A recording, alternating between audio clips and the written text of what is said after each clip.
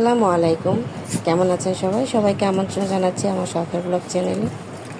আমি এর আগে একটি পিৎজা তৈরির ভিডিও দিছিলাম, আর সেখানে আমি বলছিলাম যে যে চিজটা দিছিলাম সেই চিজটা কিন্তু আমার ঘরের তৈরি। তো অনেকেই বলছেন যে চিজটার যেন আমি রেসিপি দিই। আজকে আমি আপনাদের সাথে ঘরে তৈরি মজুরালা চিজের রেসিপিটি শেয়ার করছি। আর এখানে কিন্তু গরুর দুধ অবশ্যই লাগবে। এখানে আমি হাফ লিটারের মতন গরুর দুধ নিয়ে নিলাম। আর এখানে একটা বাটিতে আমি নিয়ে নিলাম হাফ কাপ পরিমাণ ভিনেগার, হাফ কাপ না আরও কম হবে। আর তারপরে সাথে আমি নিয়ে দিলাম পানি। ভিনেগার আর পানিটা মিক্স করে নিলাম। এরপর চুলায় বসিয়ে দেব দুধটা।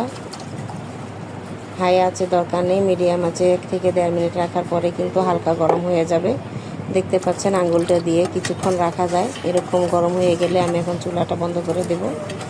আর অল্প অল্প করে ভিনেগার মিশ্রণের পানিটা আমি মিলিয়ে দেবো আর আস্তে আস্তে নাড়তে থাকবো।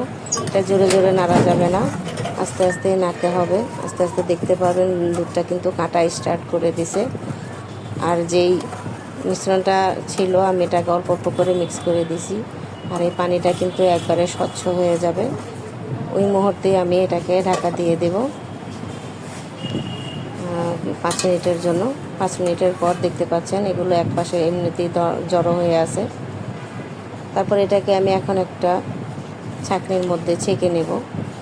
আর আরেকটা কথা বলে নেই, এই চিজটা কিন্তু দোকানের মজুরালা চিজের মতো হবে না যে টান দিলেই রাবারের মতো হয়, এরকম হবে না। আমি অনেকবারই এরকম করে চেষ্টা করছি, অনেকে আসলে রেসিপিতে দেখা এরকম হয়। আমি অনেকবারই চেষ্টা করছি, এরকম হয় না। তারপর এটাকে এখন যে পানিটা ছিল সেই পানিটাকে আমি আবার 1 মিনিটের মতন চুলায় বসিয়ে আবার হালকা গরম করে এটার মধ্যে লবণ মিশিয়ে ছেঁকে রাখা চিজটা দিয়ে আবারও 5 মিনিট ঢাকা দিয়ে রেখেছিলাম। তারপরে সেখান থেকে উঠিয়ে ফ্রিজে রেখে দিতে হবে 6 থেকে 7 ঘন্টার জন্য। যেহেতু আমি আজকেই পিৎজা বানিয়ে আজকেই চিজটা তৈরি করেছিলাম, তাই আমি বেশিক্ষণ রাখতে পারিনি, আধা ঘন্টার মতন রাখছি। তারপরে আমি এটাকে গ্রেট করে নিচ্ছি। এটা কিন্তু বেশি একটা শক্ত হয় নাই। আপনারা অবশ্যই 6 থেকে 7 ঘন্টার মতন রেখে দেবেন, তাহলে একবার এটা শক্ত হয়ে যাবে এবং এটাকে গ্রেট করুয়া বা ছুরি দিয়ে কেটে নিতে সুন্দরভাবে কাটা যাবে।